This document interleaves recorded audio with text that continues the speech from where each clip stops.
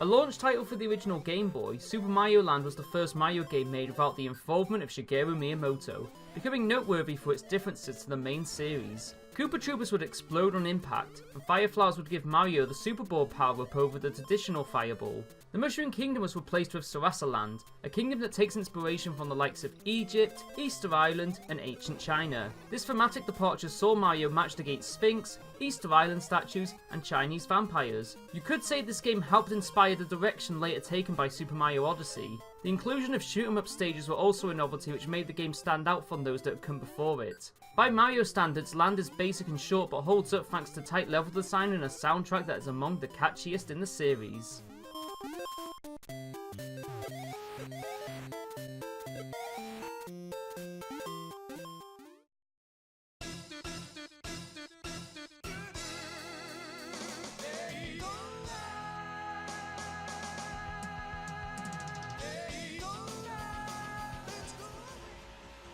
Daytona USA was the first game released for Sega's Model 2 arcade board, a revolutionary piece of equipment that would help turn 3D games into a dominant force in the industry.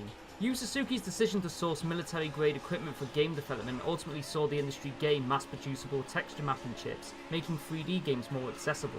Unlike many 3D games before it, Daytona USA was fast, with the frame rate stuck to a solid 60 frames per second. Textures were smooth with barely a jaggy in sight, and most importantly, the texture popping which had plagued the likes of Virtua Racing was gone. The player had a clear view ahead of them without a touch of fog in sight. These technical landmarks, along with a solid game design, would propel Daytona into legend. 25 years on, it remains one of the best racing games ever made. You owe it to yourself to play it.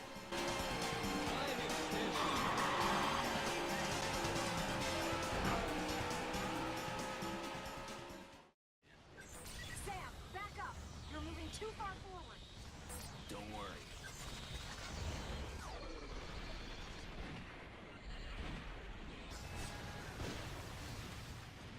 Vanquish would be a favourite among fans of fast-paced high-skill action games as it showed the potential of the third-person shooter in a time where trench warfare dominated the market. The player's state-of-the-art battlesuit makes up the core of Vanquish's design as the player must learn to master its jet-boosted mobility and time-slowing powers to push through enemy lines.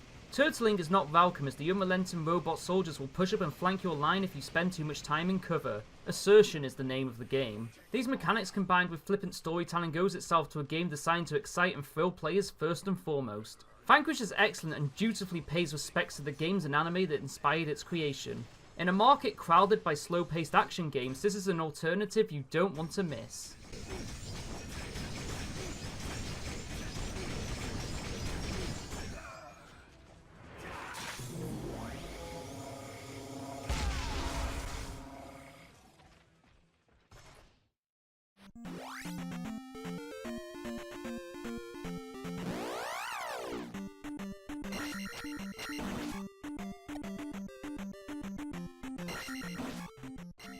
It is rare to see a series experiment with new ideas that radically depart from those of the original. Such games are often misunderstood and come under backlash for daring to betray expectations. Zelda 2 looked to take the series in a more action-oriented direction. Little did people know just how influential it would be in the evolution of the Zelda series and the action RPG genre. The world map shares much in common with classic RPGs as enemies and landmarks act as portals to the action sequences that make up the core gameplay. The introduction of villages and NPCs gave the game more character as the player was no longer confined to the isolation of conquering evil dungeons. There is still a decent Zelda game past the changes, and while time has not been kind, the game is still a fun curiosity now.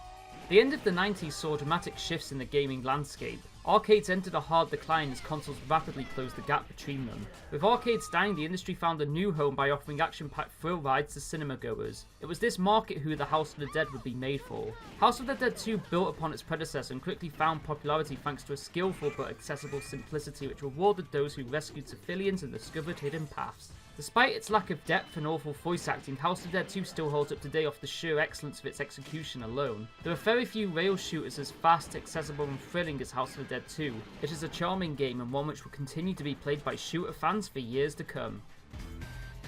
Right.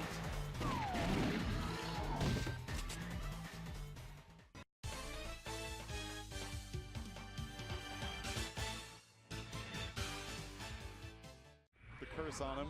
So Zap is a great character to set like this, right? What an He air grab. is so small and short. He can run under most things.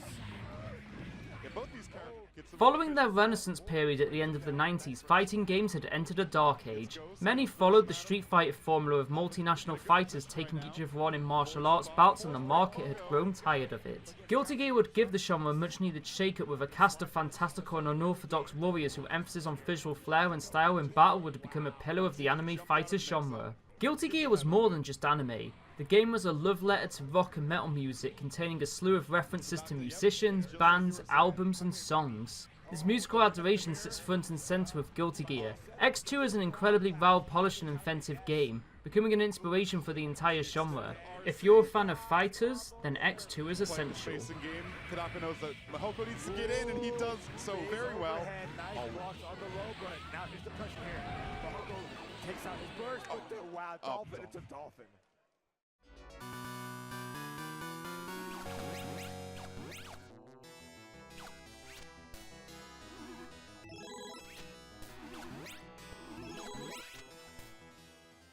The term the Dark Souls of has become a common joke among gamers when discussing any modern game containing high difficulty. It is rare now to see a game be designed to challenge players in a way many classics did. Ghosts and Goblins is the original poster boy of that design, as its abundance of beginners traps push players to the limits of their patience. It's a game designed to test the players' straight-faced approach to challenge bars them from blaming circumstance when they fail. Making players run through the entire game twice may feel like a malicious jive, but it serves purpose as beating Ghosts and Goblins is essentially to master it, a feat worthy of great praise. Its sequels made innovations and improvements, but the original will always have its place in history.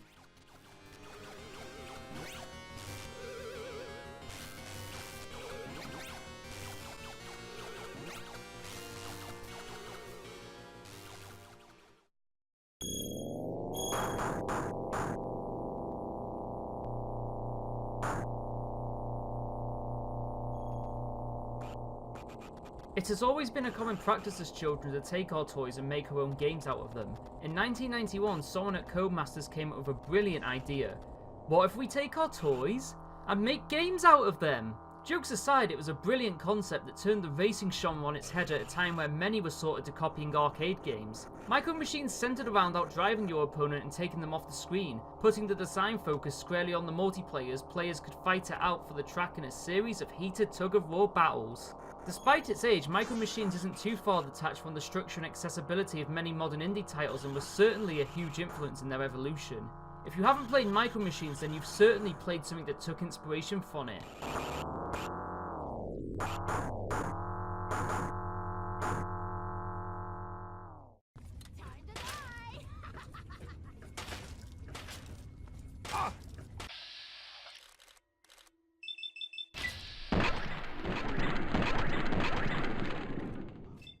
The original Fallout games are among the most celebrated and beloved PC games of all time. Therefore, it was an ambitious uptaking when Bethesda picked up the mantle following Interplay's bankruptcy in 2003. Fallout 3 wouldn't live up to the original's clever writing, world building or heavy characterization, but it can't be denied that great respect was paid in trying to bring the concept into the modern age. Fallout 3 would go all out in the gameplay department, as the excitement of exploring the wasteland for the first time made it easy for players to overlook the narrative shortcomings. Once hooked, it became difficult to put down until you had seen everything it had to offer. Fallout 3 would be an outstanding success and one of the defining games of its generation. That newer entries have done little to deviate from its formula is a testament to its brilliance.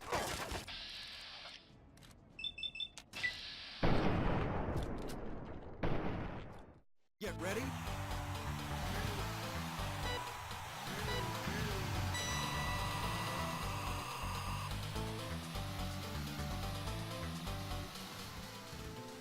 With vehicles featuring in many modern titles, the driving game genre has become eclipsed by racing games as its main hook is now taken for granted. A shame considering what the genre has graced us with over the years. The goal of Outrun is simple with a little crate, with the player hopping into a Ferrari Testarossa and departing on a cross-country drive for no other reason than to impress their girlfriend. The game is a classic male power fantasy and perfectly encapsulates the appeal of the Testarossa. The responsive handling and insanely fast object generation gives the game a sense of speed that tests the player's reactions as they frantically swerve around traffic to avoid timing out. The handling will throw you off if you're accustomed to modern titles, but Outrun still manages to be a rewarding and thrilling drive regardless. Another Yu Suzuki classic.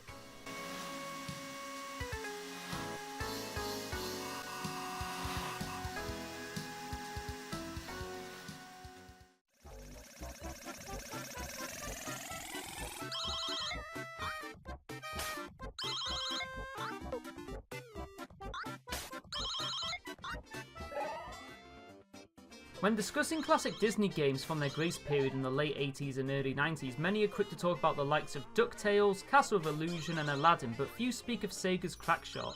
Crackshot takes inspiration from the Indiana Jones series and sees Donald, much like his Uncle Scrooge in DuckTales, embark on a global journey to uncover lost treasures. Unlike DuckTales, however, a heavier emphasis is placed on the adventure aspects as Donald constantly flies in and out of levels to find new clues, keys and abilities that will aid him in his quest. This Metroid-inspired design structure individualizes Crackshot from the other Disney titles of its era and is overall a competently designed, if easy, platformer.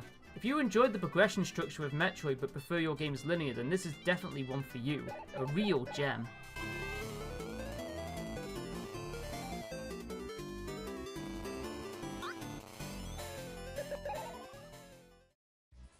Let's go!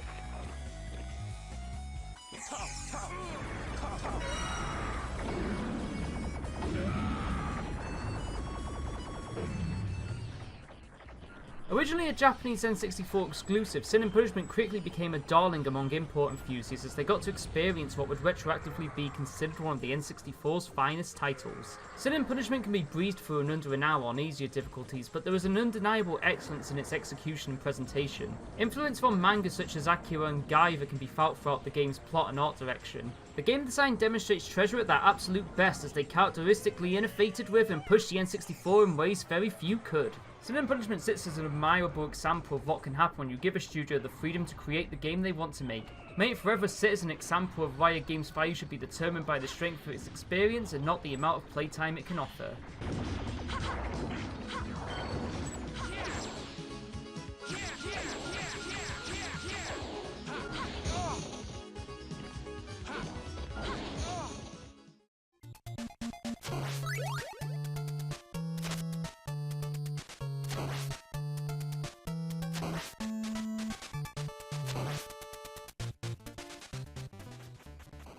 Konami could have done little to predict the mark Castlevania would leave following its release back in 1986, becoming one of the most celebrated gaming franchises of all time. Castlevania had all the staples of the 8-bit action game. Movement is stiff and limited to fixed speed and jump trajectories, making players be precise when making an action or committing to a jump.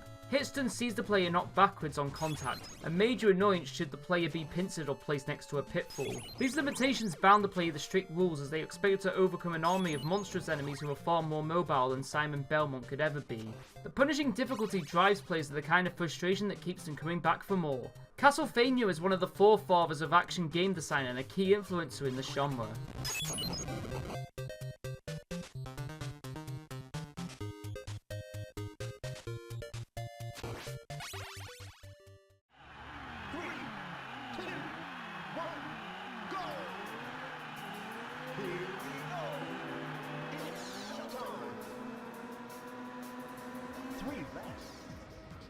Namco were on fire in the late 90s as they took their years of arcade racing expertise to craft one of the most significant titles of the PS1 era, Ridge Racer Type 4.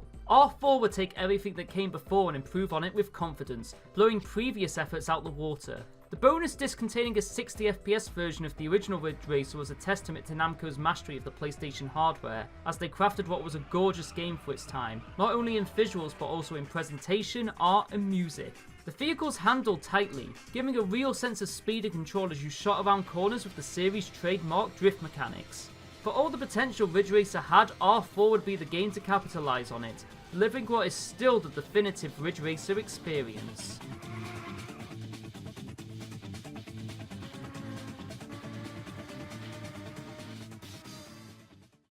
Squad leaders, we've picked up a new group of signals. Enemy fighters coming your way.